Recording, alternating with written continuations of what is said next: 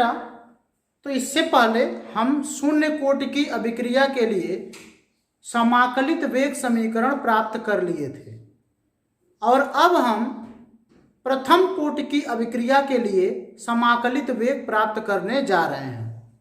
शुरुआत कहाँ से करनी है? शुरुआत वहीं से करनी है जहाँ से हम शून्य कोटि की अभिक्रिया में किए थे। तो आइए करते हैं। हम जानते हैं अभिक्रिया के वेग को कैसे लिखा जा सकता है। अभिक्रिया का वेग बराबर हो सकता है माइनस का डी आर। अब तो ये याद भी हो गया होगा बेटा, माइनस का डी आर बटा डी टी। अब तो ये आपको याद ही हो गया होगा कहते कहते। धीरे धीरे आप अभ्यस्त हो जाएंगे ये डी आर डी टी उटी के चक्कर में। ठीक है, इसे घबराने की जरूरत नहीं है। पहली बार में थोड़ा कठिन लगता है, आदत बन जाएगी आप। तो माइनस का डी आर बटे डी टी बराबर हम लोग लिख सकते हैं k r to the power n, ऐसे लिख सकते हैं। ठीक है, अब इसको हम थोड़ा इधर लाते हैं, थोड़ा जगह की कमी है। माइनस डी आर बटे d t is equal to, यहां पर के आर टू द पावर कितना लिखना है? 1 लिखना है, क्योंकि पिछली बार हमने 0 लिखा था, वो शून्य कोटि की अभिक्रिया थी। इस बार हम 1 लिखेंगे क्योंकि ये प्रथम कोटि की अभिक्रिया है। और n क्या है? अभिक्रिया की कोटि। n क्या होता है बेटा? वो अभिक्रिया की कोटि ही होती है। तो हम यहाँ पे n के जगह पे क्या लिख दिए? 1 लिख दिए। ठीक है, अब यहाँ पे क्या हो जाएगा बेटा?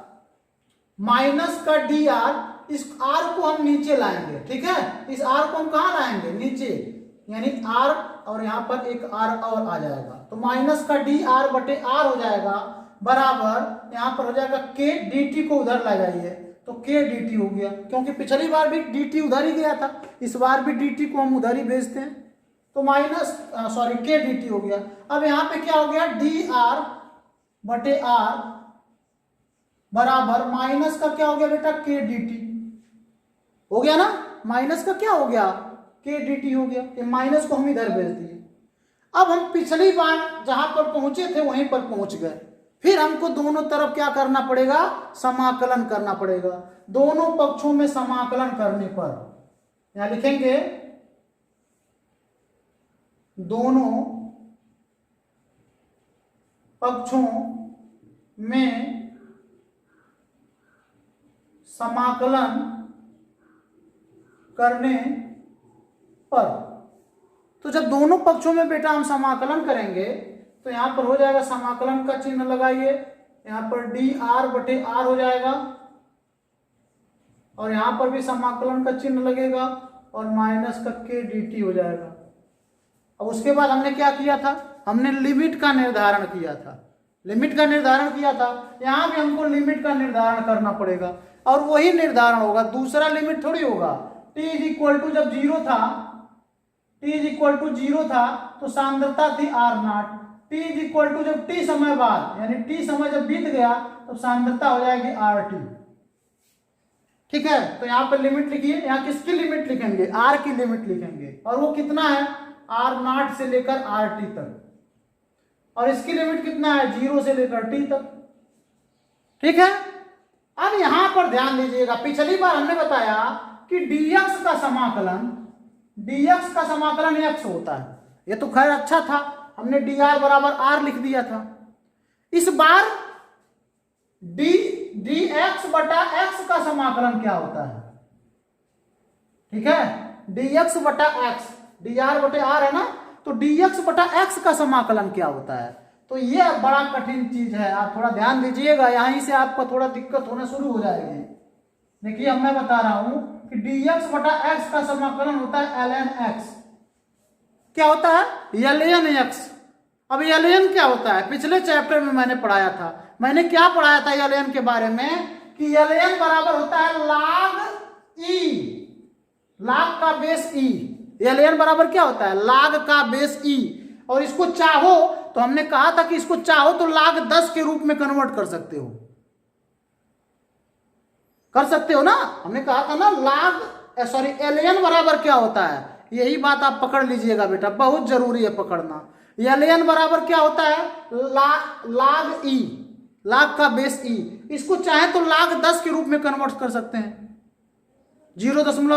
क्या है, 2 क्या 303 ऐसे कुछ कोई संख्या था, तो उसका गुणा करके हम क्या कर रहे थे, इसको 10,10,000 के रूप में कन्वर्ट कर ले रहे थे। तो जब क्वेश्चन में आएगा तो हम उसको कन्वर्ट करके बताएंगे। ठीक है बेटा, फिलहाल आप इतना ही समझिए कि dx बटा x का समाकलन ln x होता है। क्या होता है, ln x। ये नोट करिएगा, dx बटा x का समाकलन ln x होता है। ठीक है बेटा, तो यहां पर क्या करेंगे, जैसे पिछली बार 2 लाइन खींचे थे ऐसे खींच देंगे। ठीक है, और क्या लिखेंगे बेटा, यहां पर हम लिखेंगे ln r। क्या लिखेंगे, ln r। अरे भाई dx बटा x का समाकलन क्या होता है, ln x। तो x की जगह पे क्या है, r, तो यहां हो जाएगा ln r। और इसका लिमिट लिख दीजिए यहां पर r0 से लेकर rt ऐसे। और इधर क्या होगा, इधर तो माइनस के, ये क्या है, स्थिरांक है, ये तो बाहर आ जाएगा, इसका तो समाकलन होता नहीं। और यहाँ पे dt dx का समाकलन क्या होता है, x, वो तो पीछे आप पढ़े हो, तो यहाँ पर तो कुछ नहीं होगा, यहाँ पर तो केवल t होगा। और यहाँ पे लिखेंगे 0 से लेकर t तक। तो dx का समाकलन क्या होता है, x, और dx बटा x का समाकलन ln x। 2 सूत्र तो मैं यही बता दे रहा हूं आपको। ठीक है बेटा, अब यहाँ पर देखिए हमने क्या पढ़ा था, जब यहाँ पर हमने यहाँ पे जब r लिखा था तो हमने पढ़ा था कि उच्च सीमा माइनस निम्न सीमा, उच्च सीमा माइनस निम्न सीमा। तो यहां भी कहेंगे, यहां पे लिखेंगे। अब यहाँ पे क्या बढ़ गया, केवल ये ln बढ़ गया है। पिछली बार ये ln नहीं था, इस बार ln बढ़ गया है, तो ln के साथ उच्च सीमा लिखेंगे, यानी लिखेंगे ln rt minus ln r0 बराबर, यहां भी वैसे होगा माइनस के उच्च सीमा माइनस निम्न सीमा। यहां तो ln है नहीं, तो क्या लिखेंगे t माइनस 0, उच्च सीमा माइनस निम्न सीमा। ठीक है बेटा, अब क्या हो जाएगा, ln rt minus ln r0 is equal to minus kt हो जाएगा। ये t माइनस 0 यानी 0 0 0 हो गया, kt हो जाएगा। ठीक है बेटा, अब यहाँ पे इसको उधर ट्रांसफर कर दीजिए पिछले बार की तरह, तो ln rt is equal to minus kt plus ln r0। और यही हो गया प्रथम कोटि की अभिक्रिया के लिए समाकलित वेग समीकरण। ठीक है बेटा, और इसमें केवल कितना करना है, केवल क्या बढ़ा है, ln बढ़ा। ln क्या होता है, लाग का घात e होता है, उसको हम लाग के घात 10 के रूप में कन्वर्ट कर सकते हैं। ठीक है, अब कैसे करेंगे वो हम बाद में बताएंगे, पहले आप फिर से एक बार इसको मैं समझा दे रहा हूं। क्या समझाना है बेटा, अभिक्रिया का वेग कैसे लिख सकते हैं हम, माइनस dr बटे dt के रूप में, और कैसे लिख सकते हैं, कि r to the power n के रूप में लिख सकते हैं ना। अब क्या कर रहे हैं हम, यहाँ पर अभिक्रिया की कोटि 1 लिख दिए, r को इधर उठा लाए, dt को इधर भेज दिए, हमको मिल गया dr बटे r बराबर माइनस के dt। अब इसका हमने समाकलन कर दिया, दोनों पक्षों में लिमिट का निर्धारण कर दिया, ये तो जनरली आप भी कर लोगे। तो अब यहां पर हमने ये बताया कि dx बटा x का समाकलन ln x होता है, तो हमने यहाँ पे ln r लिख दिया और इसका लिमिट लिख दिया r0 से लेकर rt तक is equal to k, sorry dx का समाकलन क्या होता है x, तो हमने dt का समाकलन t लिख दिया 0 से लेकर t तक। अब यहाँ पे उच्च सीमा माइनस निम्न सीमा, तो ln यहाँ पे बढ़ा हुआ है, तो ln के साथ हमने लिखा है, तो ln rt minus ln r0 is equal to minus kt, इधर ट्रांसफर कर दिया, हमको मिल गया समीकरण ln rt is equal to minus kt plus ln r0। लेकिन शर्त हमारी है कुछ, कि इसको घर पे अभी जब हम पढ़ा हो जाएंगे, उसके बाद इसको आप अपनी मर्जी से एक बार जरूर समाकलित करिएगा, एक बार इसको जरूर इस मान को निकालिएगा। शून्य कोटि और प्रथम कोटि की अभिक्रिया के लिए समाकलित वेग समीकरण जरूर अपने मर्जी से प्राप्त करिएगा, और देखिएगा हम कर लेते हैं कि नहीं, क्योंकि जब आप अपनी मर्जी से करने का प्रयास करेंगे ना, तभी आप कर पाएंगे, अन्यथा कभी नहीं कर पाएंगे। कोई भी टीचर अगर उसके अंदर इतना आत्मविश्वास न रहे कि हम व्हाइट बोर्ड पर जाकर ऑनलाइन क्लास चल रहा है और ऐसे हूबहू लिख सकते हैं, अब हम भी भूल सकते हैं एक आध लाइन, हम भी तो इंसान ही है ना, भूल सकते हैं, लेकिन नहीं, अभ्यास है, अभ्यास के बदौलत टिका रहता है। कभी कभी कुछ चीजें माइंड से उतर भी जाती हैं, ऐसा नहीं कि सभी चीजें याद ही रहती हैं। जैसे देखो बेटा, अभी उस दिन मैं बताया था कि ln को log e को log 10 के रूप में बदलने के लिए एक अंक बताया था, शायद 2.303 रहा होगा, या जो भी, मुझे कुछ कंफ्यूजन है उसके विषय में, तो भूल सकता है, मुझसे भी भूल सकता है। ठीक है, तो एक अंक होता है जिसका गुणा करके log e को हम log 10 के रूप में बदल सकते हैं। तो ये पूरा आपको समीकरण प्राप्त करने आ ही गया होगा, इसको नोट कर लीजिए। उस जो log e को log 10 के रूप में बदलने के लिए हमको 2.303 का गुणा करना पड़ता है। ठीक है, वो मैं सही करेक्टली बोल रहा था, थोड़ा सा कंफ्यूजन था।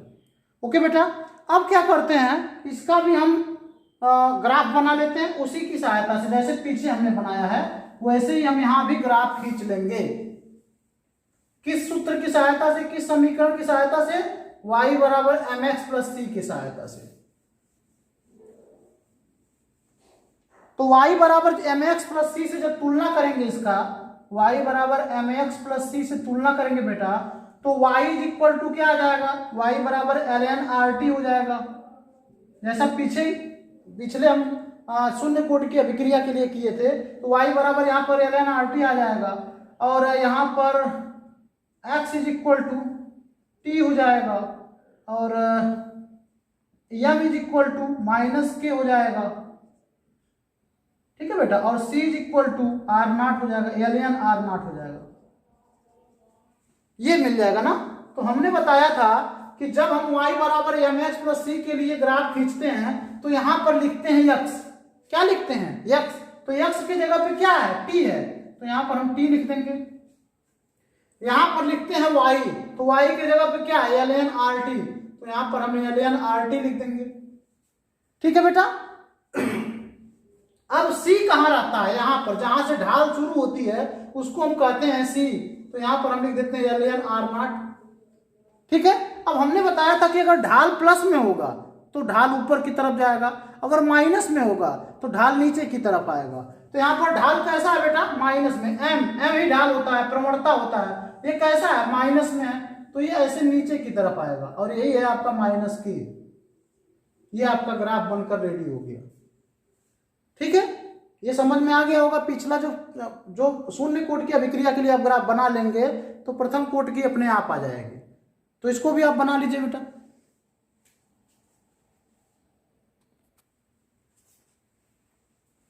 हो गया बेटा। तो उम्मीद करते हैं कि आज का क्लास आपको मस्त लगा होगा, और जो बायो के विद्यार्थी हैं उनके लिए भी हम एक एक वीडियो छोटा छोटा सा डाल रहे हैं उनकी नॉलेज को इम्प्रूव करने के लिए। जैसे आज हमने हार्ट से संबंधित एक वीडियो डाला है, आज भी शरीर के कुछ पार्ट्स के संबंधित कुछ वीडियो को मैं अपने चैनल पे डालूंगा।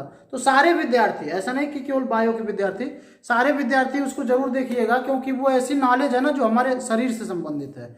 और ये कॉम्पिटिटिव एग्जाम के लिए अगर भविष्य में आप किसी भी यूपीएससी, सिविल सर्विसेज या किसी भी लाइन की परीक्षा देंगे तो जो जनरल साइंस है उसमें जरूर वो सारे क्वेश्चन पूछे जाते हैं। तो इस तरीके से जो जीके से संबंधित या जीएस से संबंधित वीडियो में डाल रहा हूँ यूट्यूब पर, उसको आप जरूर देखिएगा। जैसे मैंने भारत के विषय में डाला, भारत की नदियों के बारे में डाला, तो वो सब काफ़ी इंपॉर्टेंट रहने वाले हैं, और आपका मनोरंजन भी एक तरीके से उससे हो जाएगा। तो मिलते हैं कल एक नए टॉपिक के साथ अगले क्लास में। तब तक के लिए अपना ध्यान रखिएगा। Thank you for watching this video.